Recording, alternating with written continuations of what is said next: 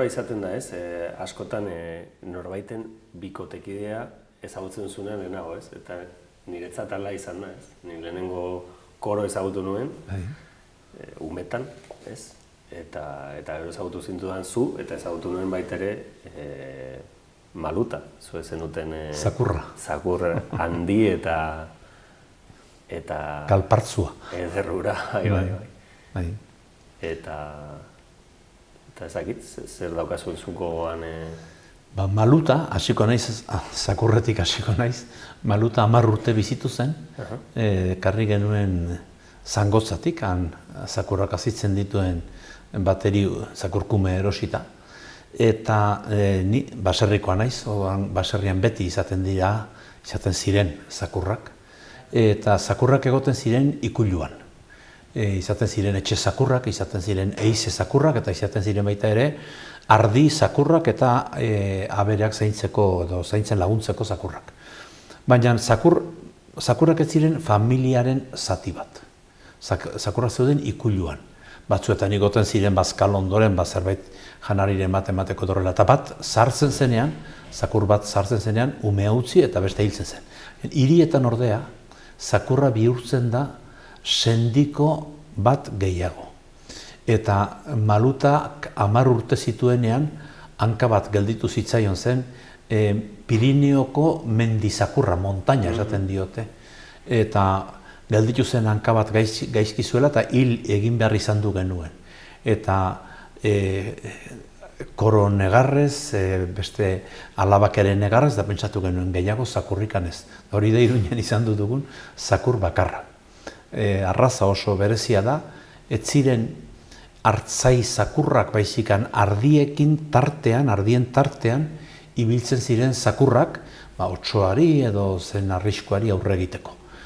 Eta koro ezagutu zenuen zure irakaslea izan duzelako. Berak ere gogoan izaten ditu ikasleak eta gogoan izaten zaituzte zu eta zure kideak, hori ez dago zalantzarik. Horrela da, nik zure ama eta zure aita berriz ezagutu nituen ikastola municipaleko borroka luzean.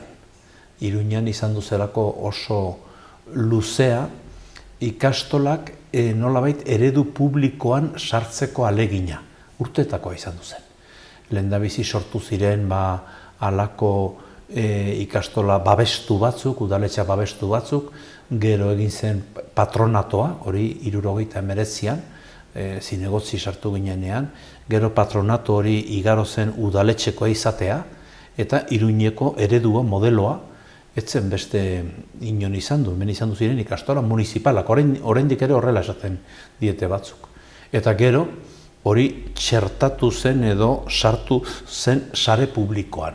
Horrela oso luze joan zen, baina egia esan ikastolak izateko eta ikastolak izanez sare publikoan sartzeko alegin luze horretan, jende asko ibili ginen eta hor ezagutu genuen elkar, zure aitak, zure amak eta nik eta beste batzuk. Hori izaten da nik gogoan dudana. Nik galdera bat daukat, ze justu orain Euskara Batuaren urte hurrena dela eta nola izan zen zure bidea euskaltzain izateko? Ez dakit, nolakoa zen zure harremana, biztan da, daukazun adinarekin, zu gazte zinela, ez zela tresna hori existitzen, ez? Begira, 1979an, 1979 urte hortan, hortatik hasiko naiz, ni orduan ari nintzen zuzenbidea ikasten, deretxo ikasten, Opuseko Unibertsitatean. Gaztetan seminarioan egon nintzen, gero preu egin nuen Zaragozan, eta gero hasi nintzen zuzenbidea ikasten. Zuzenbidea ikasten ari nintzela, hasi ginen talde bat euskarazko eskolak ematen. Orduan helburua izaten zen, da horrela esaten zen gainera, euskalduntzea, alegia, euskara irakastea eta alfabetatzea. Euskaldunak zirenei euskara erabiltzen, idazten, irakurtzen, hori zen alfabetatzea. Eta horrelako alegin horietan sartu eta sortu ziren gau eskolak esaten zirenak orduan. eta gau eskolak Iruñeko peñatan, esate baterako, 9 peñatan. Eta gero horren bilgunetik sortu zen Arturo Kampion koordinaketa bat bezala eta horrela. Horri biltzen ginen, eta 69, 70 urteo hortan, eskaini zidaten, ikastoletan ere hango irakaslei olako euskalduntze eta alfabetatze arlo horretan laguntzeko edo erakusteko sartzeko bidea eman zidaten. Eta horrela izan duzen ikastolekin izan du nuen lehendabiziko harremana. Garai hartako lekukotasuna bezala esate baterako, eta horra gartzen dira zeuden gabezia ikaragarrik, eta orduan zeuden eztabaidak bat esanen dute, ez luzatzeko. Hitz egin nuen Gipuzkoan asko mugitzen zen Jacinto Fernández Setien izena zuen batekin. Hori zen, mugitzen zen ikastolak handamen sortzen ari ziren, eta arekin harremana izan duen. Zein ziren orduan zeuden eztabaidak esate baterako bat esango dut. Matematikatako hiztegia edo terminologia. Esate baterako, guk orain esaten dugun biderketa, hori oraindikan errotu gabea edo asentatu gabea zegoen. Eta zeuden bi joera, bi tendentzia.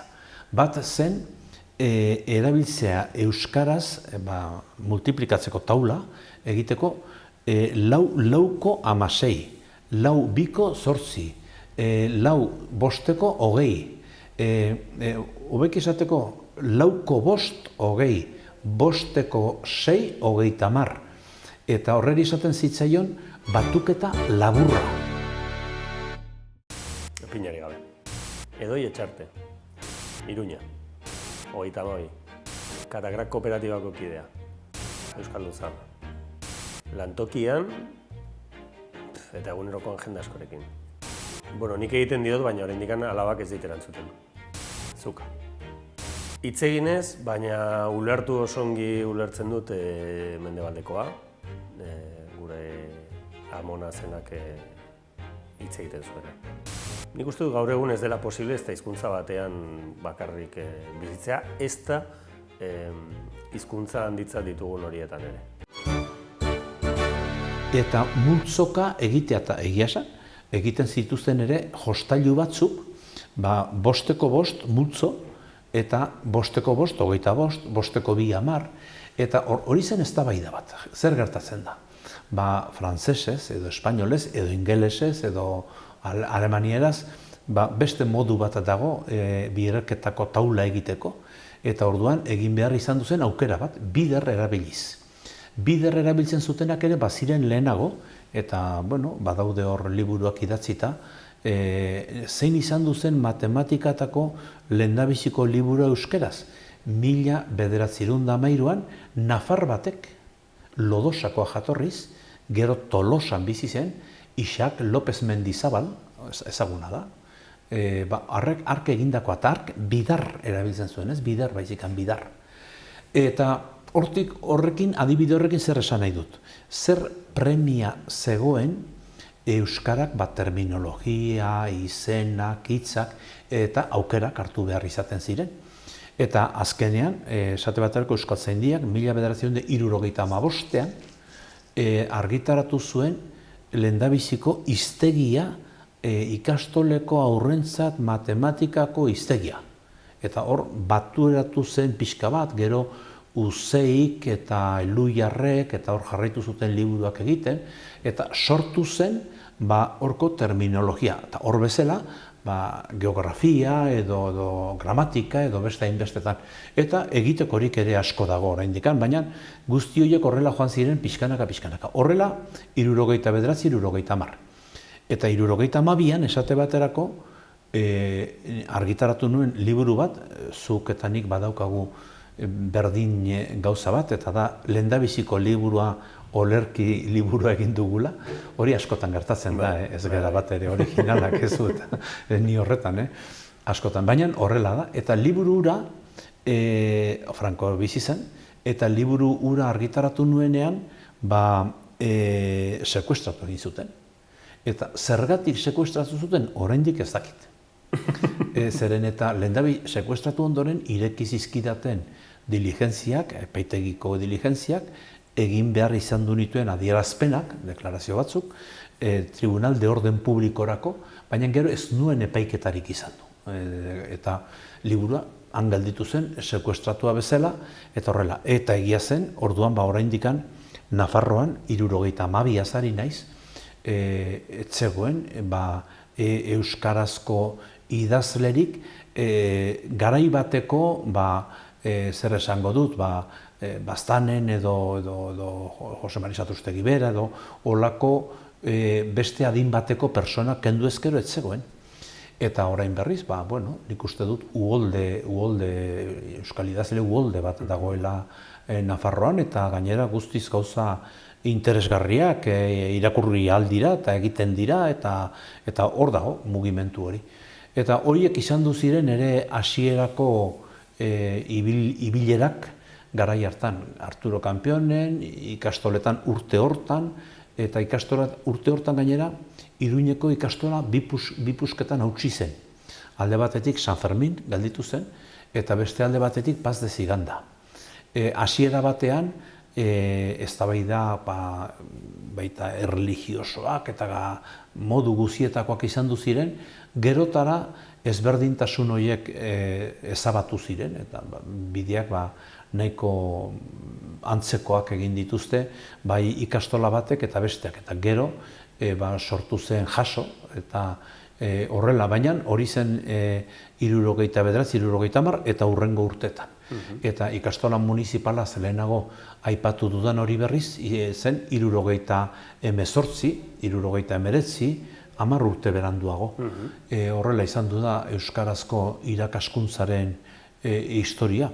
Esate baterako, 70ean, Nafarroako unibertsitatean, unibertsitate pribatuan, bazegoen, orduan esaten zena, euskarazko katedra. Eta euskarazko katedra horretan arduraduna zen Nestor Basterretxearen, Nestor Basterretxea ez, Jose Basterretxea.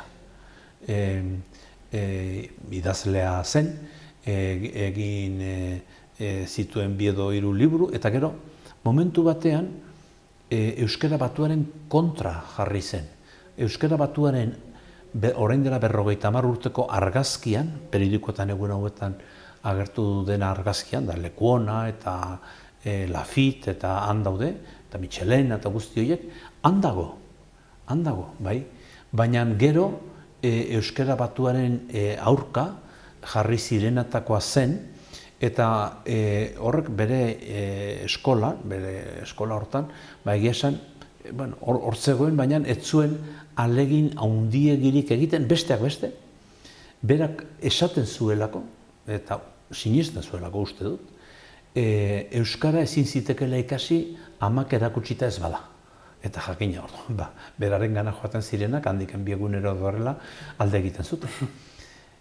Hori zen, Euskaldun berriak 70ko hamarkadan, 50ko hamarkadatik aurrera, joan den mendeko 50ko hamarkadatik aurrera, Euskaldun berriak izaten hasi ziren, zeren eta aipatuko ditut 2. Euskaltzaindiko hasieran zeuden, Arturo Kanpion bera, edo beste garai hartako persona batzuk, ez zuten euskaraz hitz egiteko gaitasunik. Ulertu bai, eta idatzi ere bai euskarari buruz, baina elkarrizketa bat izateko ohitura ez zuten lortzen, eta zergatik gertatzen zen hori. Gramatikatik ikasten zutelako hizkuntza, eta gero gramatikatik ikasten denean hizkuntza bat, latina, estudiatzen genuen bezala seminarioan, gero hizketan edo hitz egiten ohitzeko behar duzulako, ez dakit nolabait murgilketa denbora bat, eta horrela, hori etzegoen, eta persona horiek guztiak ez zuten euskaraz ikastez inoiz bukatzen. Bizitza osoa ematen zuten euskara ikasten. Pinarekin alba da. Gaztetan esaten zidaten Pakito herrian. Gero Patxi, eta nire aitonari, nire izena horrela aitonaren gatikan omen nuen, Frasku, Leitza. Lanbidea, izan du naiz batez ere politikaria eta abogatua. Ez euskaldun zaharra. Inguruko jenderik gehienarekin profesional harremanak eta baita ere politikagintzako harreman batzuek ditudan batzuekin ezik. Familia inguruko jendearekin, bai. Arerio politikoekin. Etxekoekin ika, batez ere senideekin eta horrela, eta gero gehienetan zuka. Ohartu gabe, Leitzakoren batekin hizketan ari naizenean, Leitzeko hizketa modua egiten dut, eta beste nonbaiteko jendearekin nagoenean berriz, Gipuzkoako batekin, edo iparraldeko batekin, edo bestela Iruñeko euskaldun berri batekin ari naizenean, orduan nahi gabe ere askotan euskara batua ateratzen zait, edo antzeko zerbait. Zaila, baina gero eta errazagoa da eta ez da ezinezkoa. Uste denaren kontra gaur egun harreman asko telematikoak dira eta gero eta gehiago, gero eta errazagoa da euskara hutsean bizitzea. Baina hori noiz aldatu zen? Aldatu zen 50, 60, hamarkada horietan, eta zergatik. Hemen ere sortu zirelako hizkuntzak ikasteko metodoak. Ez ziren hemen asmatu, egin ziren kopiatu. Batez ere inglesetik eta holakoetatik. Gramatika ikasi gabe hizkuntza ikastea, hori da metodoaren bidea. Umeak egiten dutena, umeak ez du gramatika ikasten eta ikasten du hitz egiten. Eta orduan horrek aldatu zuen zeharo euskararen mapa guzia eta ez bakarrik euskaldun berriak heldu eta ondoan ikasten zutelako, baizikan oso nerabe mailan edo nerabe adinean ere eta baita ere gazte adinean, eta horrek aldatu du zeharo euskararen mapa demografikoa eta seguraski baita ere etorkizuna.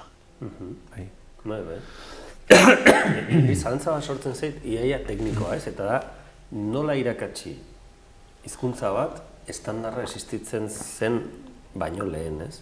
Azkenean... Zertan oinarritzen zinen, entzuten zenuen horretan? Estandarrerako bidean.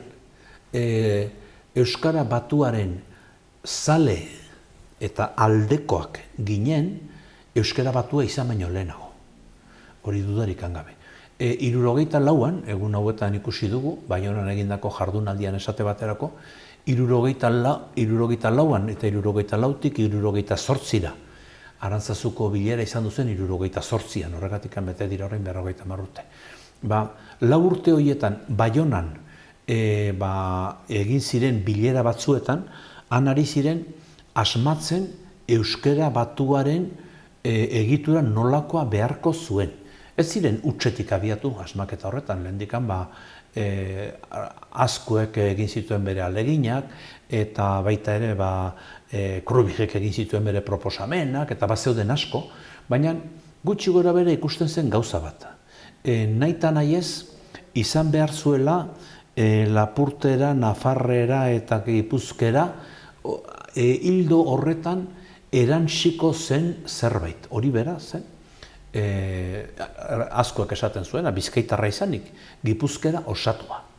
Horrek eztabaida asko ekarri izan du ditu. Krubig proposatzen zuena zen Lapurtera klasikoa, eta bazeuden horrelako gauza asko.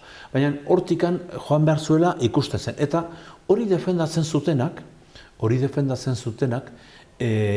aintzat hartzen zituzten izugarri euskalkiak.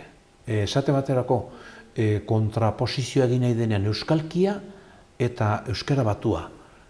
Ez, euskara batua elikatzen da euskalkietaz, ez da inor, eta oso zaila da izatea gainera.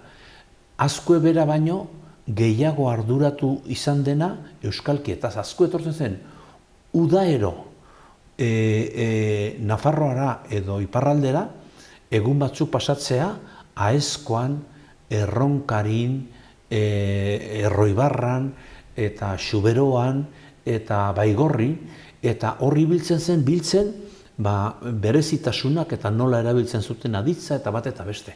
Mendigatxa izeneko, orain dela hilabete bat, edo egin zitzaion omenaldi bat, bidangozekoa, hori da, persona horren historia oso zoragarria. Lehendabizi, Bonaparte ibili zenean bere mapa egiteko bera egoten zen Biarritzen.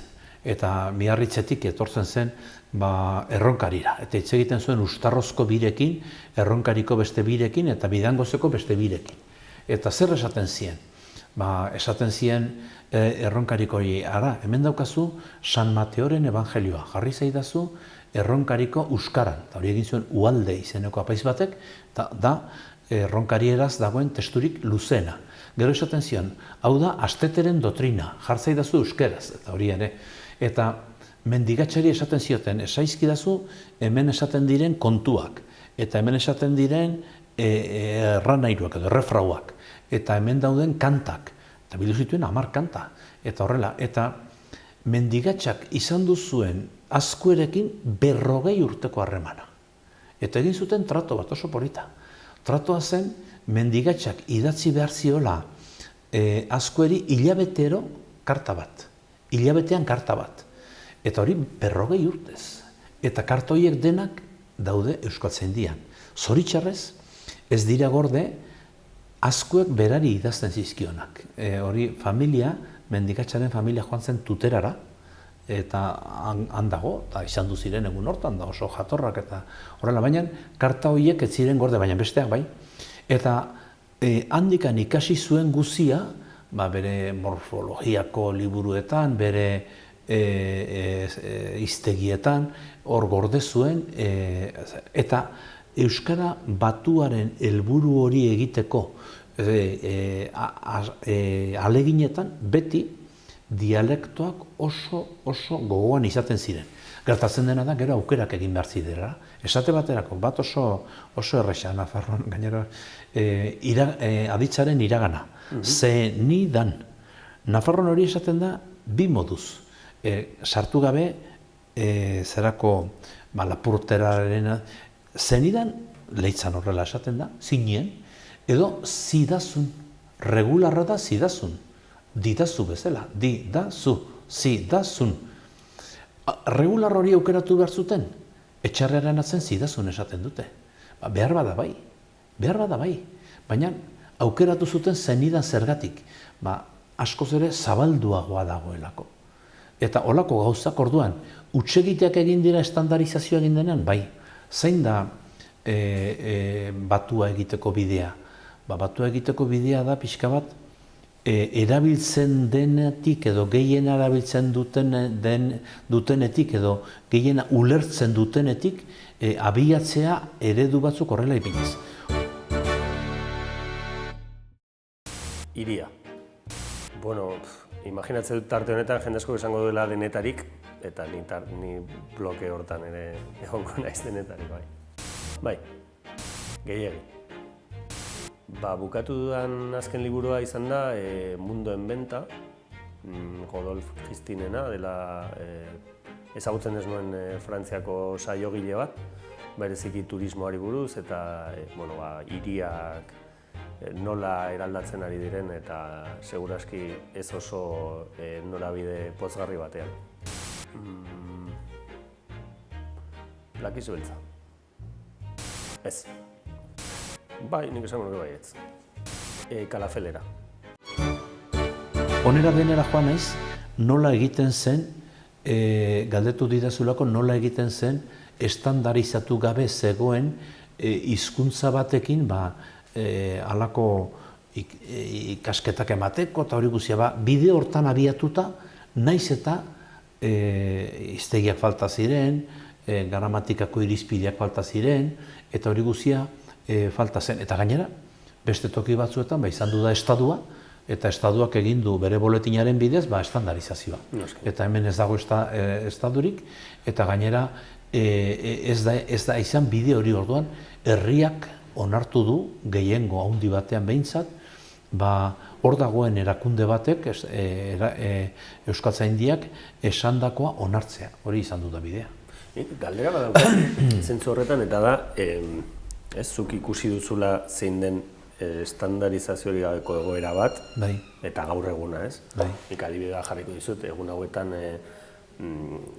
hemendik aste batzutara berrargitaratuko dugu duela 25 urte Xabier Mendiguren bereziartuk itzuli zuen novela bat, alemanetik, Michael Kohlhaas, eta testura gerturatzean, eta beste itzultzaile gazteago batzuekin hitz egitean, ez? Horrazketa lan handia egin beharko dugu, ez? Gero sorpresa izan da, terminologia kontu batzuk kenduta, oso txukuna dela, ez? Itzulpen hori. Baina biztan da, 25 urtetan ere, gurea bezalako hizkuntza batean finkatu direla zorionez gauza asko, ez? Hala ere, zuk ikusten duzu akatsen bat egin dela prozesu horretan? Bai, akatsak bat baino gehiago eta zuzenketak ere bai. Barkatu. Eta zuzenketa bat egiten denean gainera, beti Euskaltzaindiak jasan behar duena da, pixka bat leporatzen zaiola gauzak ez dituela mantentzen da horrela. Salbuespenak ez dira asko, baina salbuespenak dira, eta askotan notizia ez da izaten zakur batek gizon bati hozka egin diola, baizekan gizon batek zakur bati hozka egin diola, ez da? Orduan hori gertatzen da.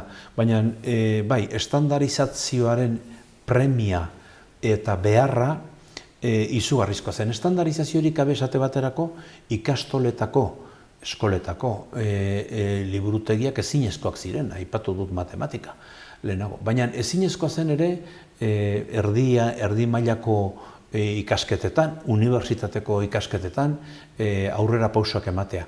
Hori dena gainditua dago, naiz eta askotan ñabardura batzuk zuzendu behar diren. Gainera, betikoa da zuzenketa.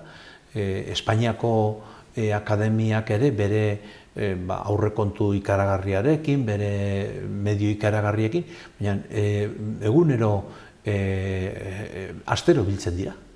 Eta astero izaten dituzte eztabaida oso sutsuak batzuetan, eta eztabaida horietan erabakiak ere hartzen dituzte esate baterako 2000 urtea nola esan behar zen 2000 urtea edo 2000 urtea, eta gauza horiek denak gero gainera akademiak ez dute azkeneko hitza. Azkeneko hitza beti du erabilerak.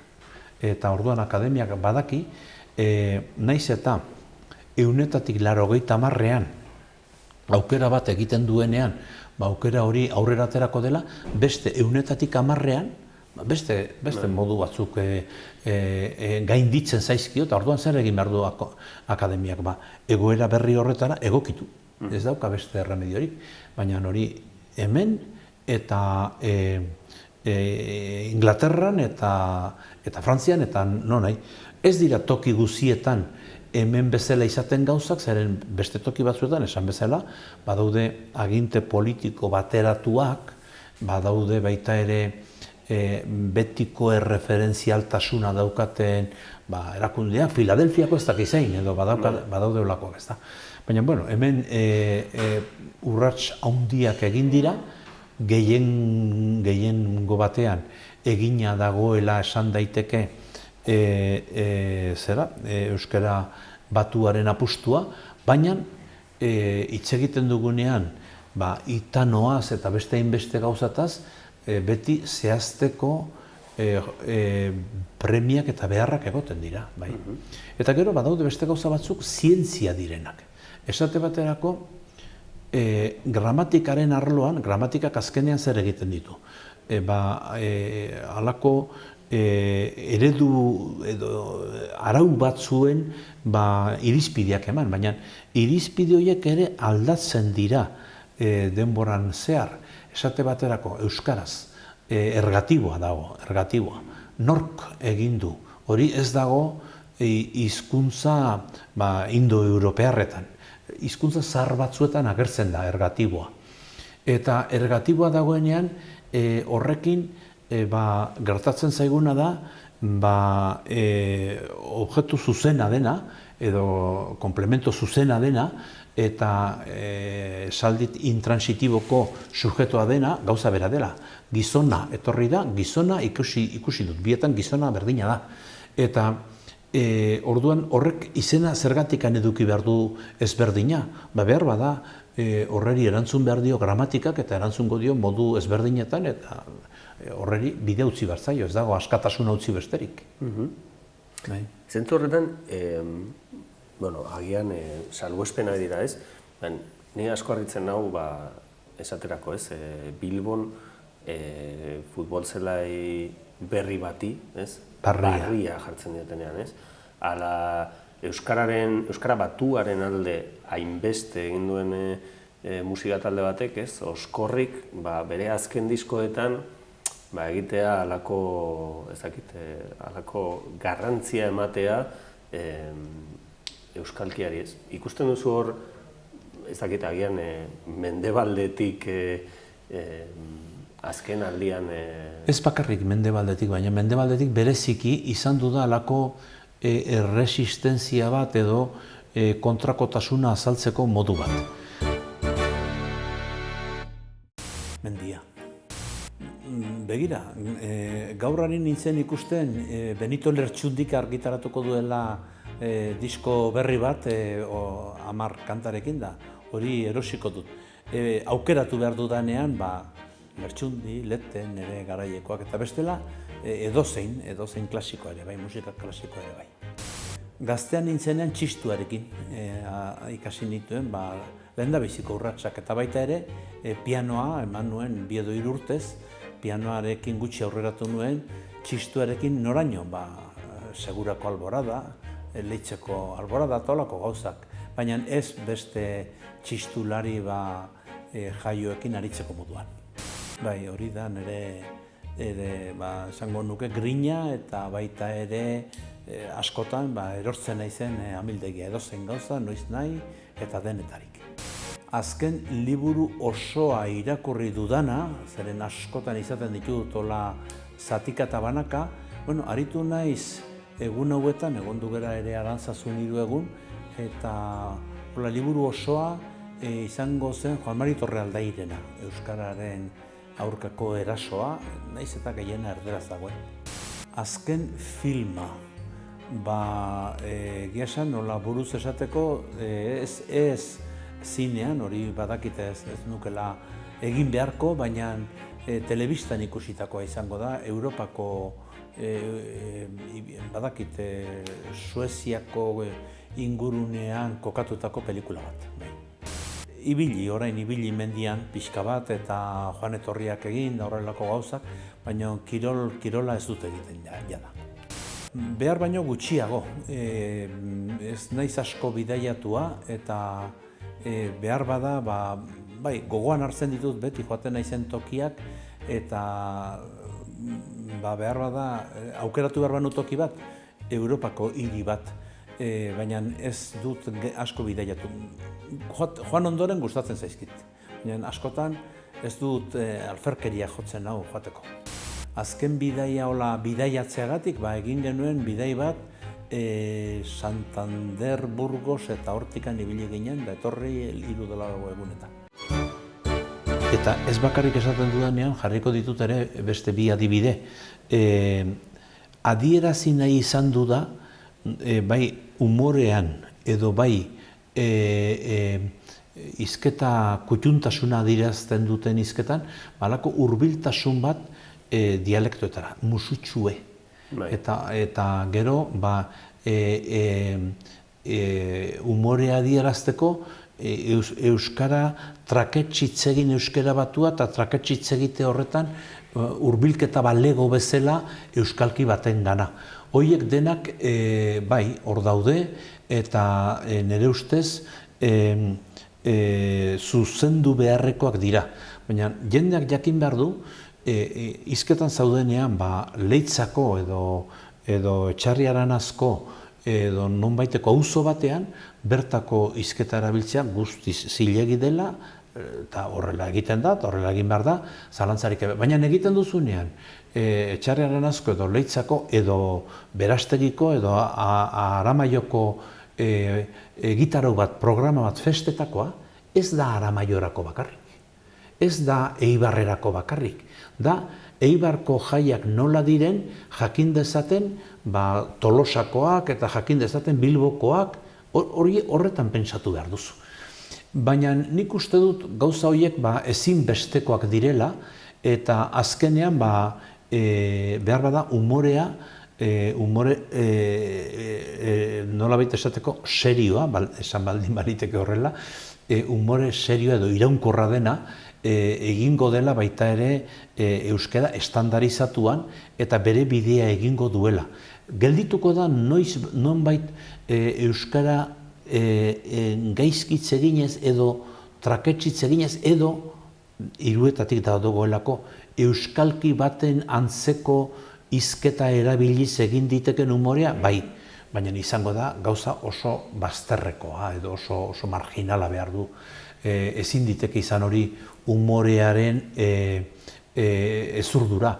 Bazeuden, lehenago ere, orain dela urte asko, erderaz umorea egiten zutenak, euskaldunak izan da, erderaz mintzatu nahi zutenean, gaizki erabiltzen zitu, euskaraz generorik ez dago, orduan ez dago ez maskulino eta ez femenino, orduan euskaldun hutsak zirenak erderaz ari zirenean, hitz egiten zuten gaizki erderaz, kontzeptu hori erabili behar zutenean, ez da, atea. Atea, zergatikan izan behar du erderaz femeninoa eta markoa berriz maskulinoa, eta orduan horrekin egiten zituzten txantxak. Ongi dago behin egitea, baina umorea horretan bakarrik finkatzea, izan dut ziren humoristak hori egitera dedikatzen zirenak, iraingarria eta guzi gertatzen zen batzuetan. Euskaldunak gaizkitze egiten dute, erderaz. Eta horrekin umorea egin, egiten baduzu, behin jasangarria da, baina egiten baduzu hori bakarrik, benetan ez da egokia. Beti ere, euskara batuak momentu honetan nik uste dut duen erronka handietako bat da nahi eta nahi ez zabaltzea behar duela. Jende zenbat eta gehiago orduan da hobe. Eta neurri horretan erraztasunaren bideak ere sakondu behar dituela, Amurizak hainbestetan gogorazten duen bezala. Eta baita ere behar bada eredu oso eginak eman behar dituela. Euskaltzaindiak azkeneko egunean argitaratu edo jakitera eman zituen bi gauzak ziren bat. Guk dauzkagun idatzi eta gauza guziak jartzen ditugu sarean edozeinek doainik ordaindu gabe eskura izan ditzan. Hiztegia, eta gainera, bigarrena, egin dugu eskuliburua. Eskuliburuan daude erantzun batzuk. Eta erantzun horiekin, 300 eta gehiago zehaztasunei erantzuten zaie. Eta seguraski sortuko dira horrez dauden beste batzuk, eta egin beharko da bigarren eskuliburua. Nola ikusten duzu haian modu pertsonalago batean Euskara Nafarroan? Diotorrela egunerokoan... Esate baterako, lehen aipatu dudan ezkero 72an argitaratutako eta sekuestratu zidaten liburu hura, Zorion baten zainak, urte hartan euskaraz argitaratu zen liburu bakarra zen. Eta joan den urtean, hori beti Juan Mari Torrealdaik argitaratzen ditu urtean, uste dut 50 inguru edo izan duzirela literaturako liburuak, kontatu gabe irakaskuntzan egiten diren materiale guztiak. Eta egin zen ere liburuxka bat, Pamielak egin zuen, 30 idazle ezberdinak hartu genuen parte, ipuin liburu bata, 39 du titula, 39, ez 30. Eta orduan horre eman den urratsa izugarri baikorra izateko oinarri bat da, hori bakarrik ez da aski, baina nik uste dut egoera ezberdin batean gaudela. Eta nolabait adierazteko zergatik, hirietako euskalkia, Iruñeko euskalkia, Iruñako eta Iruñerriko euskalkia, Berriozartik ari garagu, Bilboko eta Bilbo inguruko euskalkia, baita ere Gasteizkoa eta Baionakoa, utziko dugu pixka bat alde batera Donostia, horko euskalkia euskara batua da. Bai. Eta horrek egoera berri bat sortu du.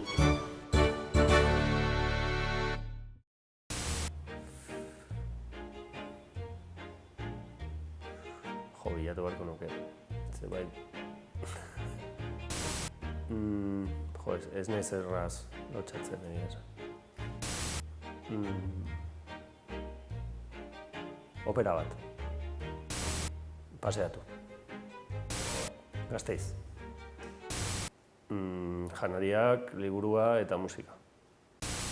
Azukrea. Gabriel Aresti. Donostian badago, bertako euskara mota bat nahiko berezia eta mantentzen dute eta zer da, hori Bilbon ez dago. Baina besteen pisua eta askoz ere handiagoa da. Horrek zer esan nahi du?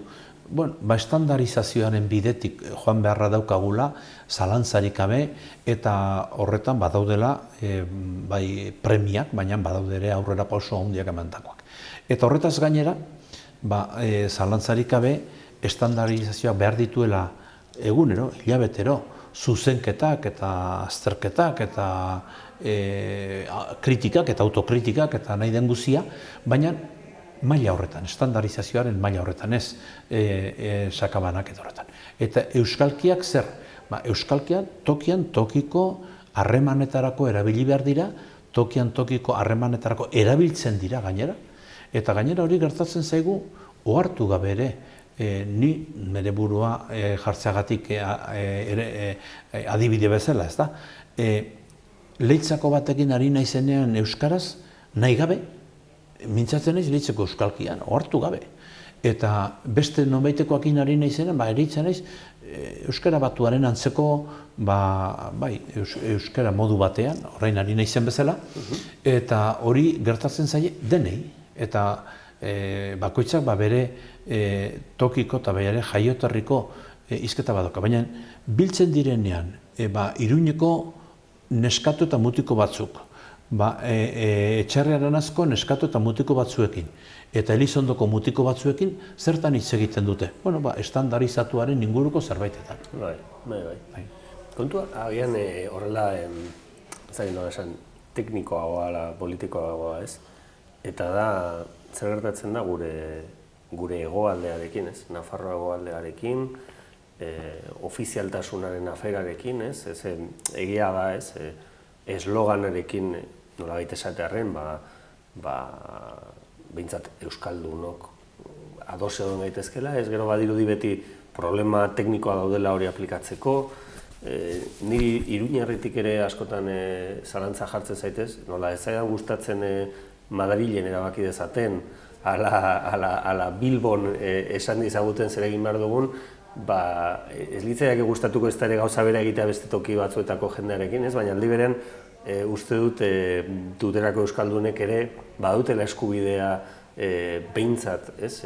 Iruñerrian daukagun egoera legalaren antzeko tokiren batean egoteko, ez? Zer egin daiteke, ez? Aldarrikapenetik aparte, ez? Hain justu azken urteek erakusten digutena da,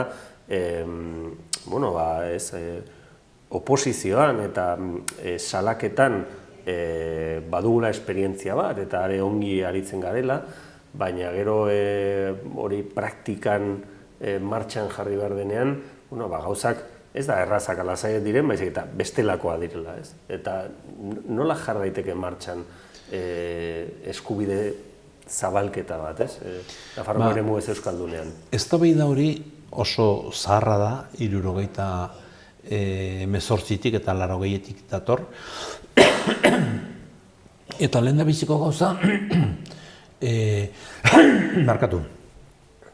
Horretaz pentsatzen hasita nik esango nuke, eta ez dugu askotan esaten, ez dugu irabazi horren funtsean edo horren azpian dagoen eztabaida. Eta eztabaida hori zein da? Eztabaida hori da ofizialtasunak aukerak ematen dituela eta beraz askatasunarekin lotua dagoela, eta ofizialtasunik ezak berriz aukerak murriztu egiten dituela, Eta hori ez dugu irabazten jakin izan. Noiz sortu zen ofizialtasunaren eta ez ofizialtasunaren eztabaida. Gauza oso bitxia da.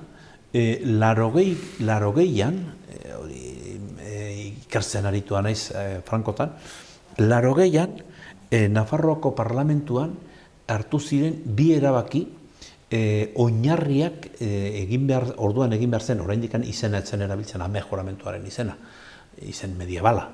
Baizikan, orduan egin behar zen egoera berrirako, estatuto berrirako, amejoramentua estatuto bata, estatuto berrirako oinarriak erabaki ziren. Alde batetik erabaki ziren oinarri politikoak eta beste batetik euskararena. Eta euskarari buruz erabaki zen, gehiengoz, ez aho batez, euskarak ofiziala izan behar zuela Nafarroa osoan. Gero, izendatu zituen Nafarroako orduko diputazioak negoziatzaile batzuk eta estatuak beste negoziatzaile batzuk. Negoziatzaile horiek bildu ziren eta banatu zituzten, zuk ekarri zazu lehendabiziko kapituluaren zirriborroa, nik bigarrenaren zirriborroa, nik hirugarrenarena eta nik bosgarrena. Egin zituzten 5 bilara okerrez banago. Eta Nafarroako ordezkariak gelditu ziren eramateko lehendabiziko kapitulukoak. Eta hor ez parlamentuko eztabaidan, baizikan gero negoziatzaile horien baitan agertu zen lehendabiziko aldiz zonalden kontzeptua. Zonalden kontzeptua ez dago, esate baterako, Valentziako estatutuan, ez dago Kataluniako estatutuan, ez dago Galiziako estatutuan, ez dago, eta zonalde kontzeptu horrek zer du? Zonalde edo eremu kontzeptu horrek du soziolinguistikako datu bat, soziolinguistikan esaten da, hemen 100-5 hitz egiten du euskara, 100-10 ulertzen du, 100-25 badu ideiaren bat eta bestek ez dakite. Hori da soziolinguistikako datuak.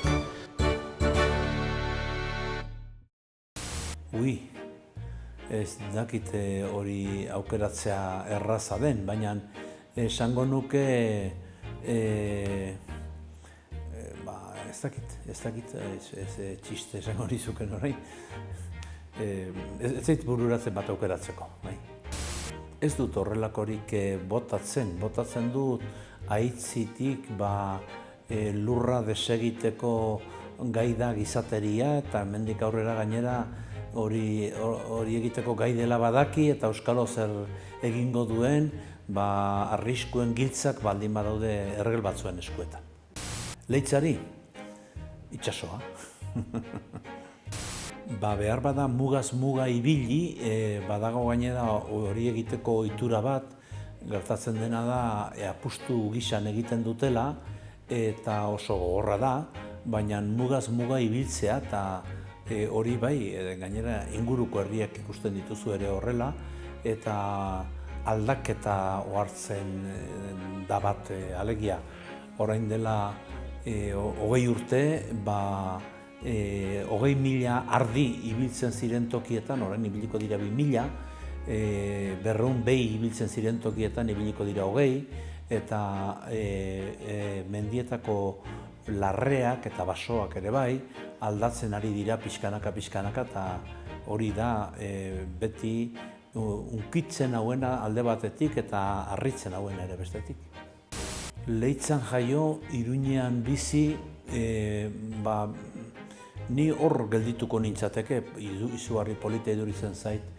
Donostia oso gustoko dut, Bilboko giroa, Baiona eta Gasteiz ere bai, hiriak gustokoak ditut oso. Liburuak, seguru aski, eta argia bizteko giltza. Aitortu daiteken pekaturen bat.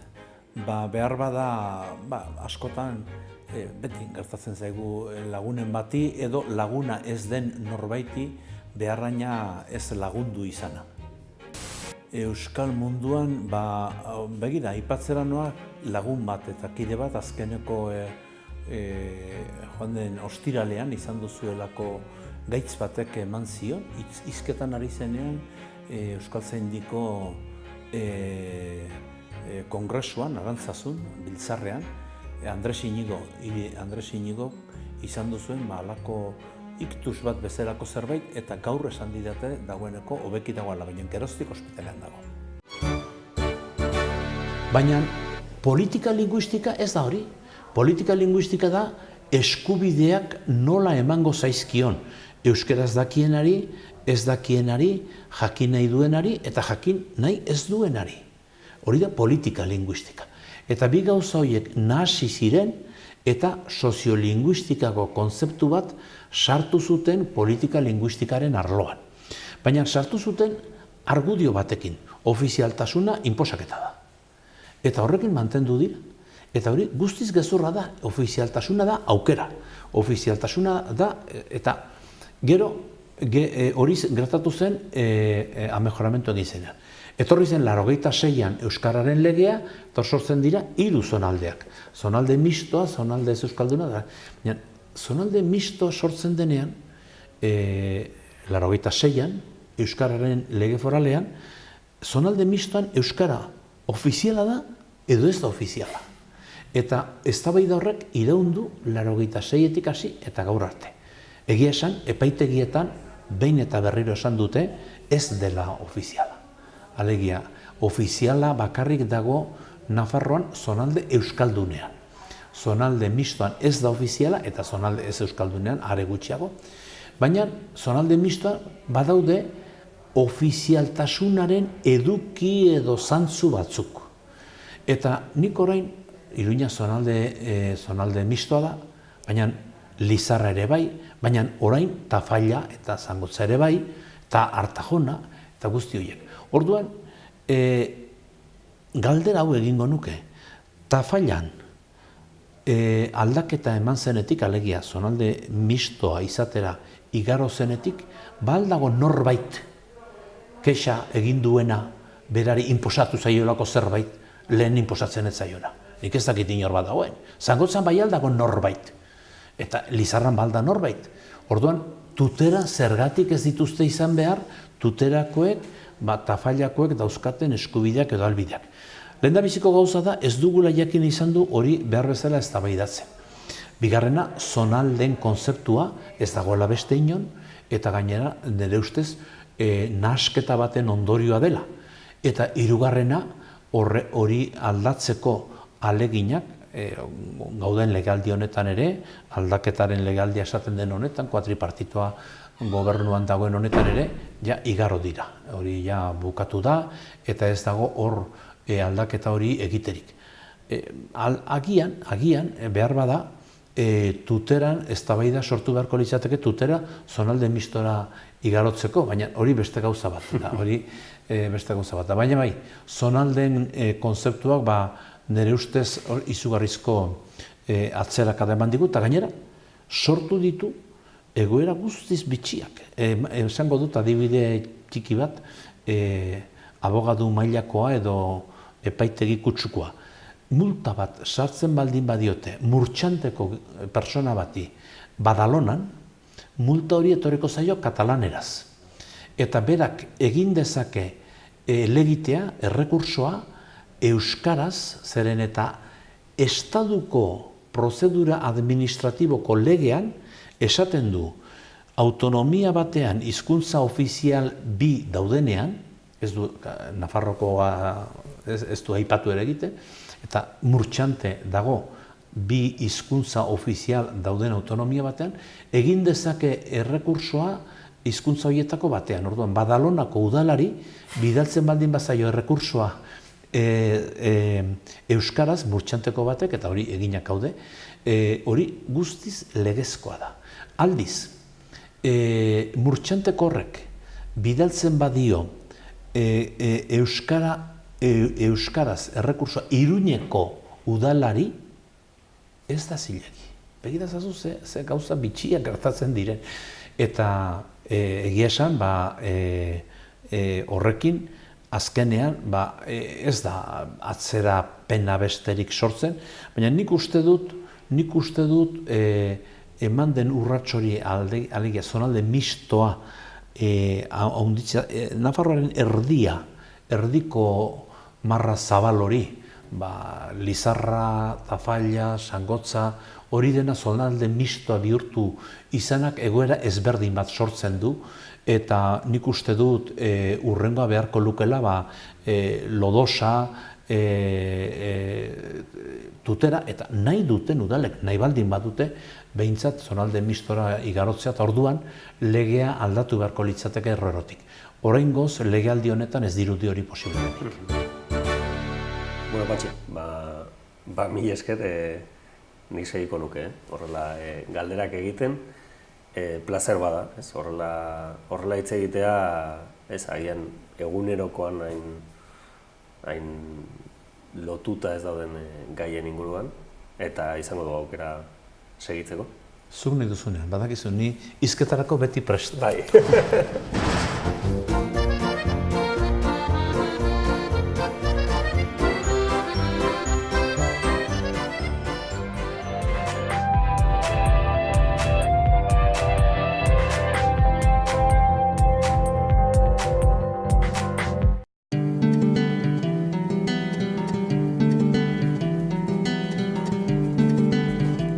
Saio hau Nafarroako Gobernuak diruz lagundu du.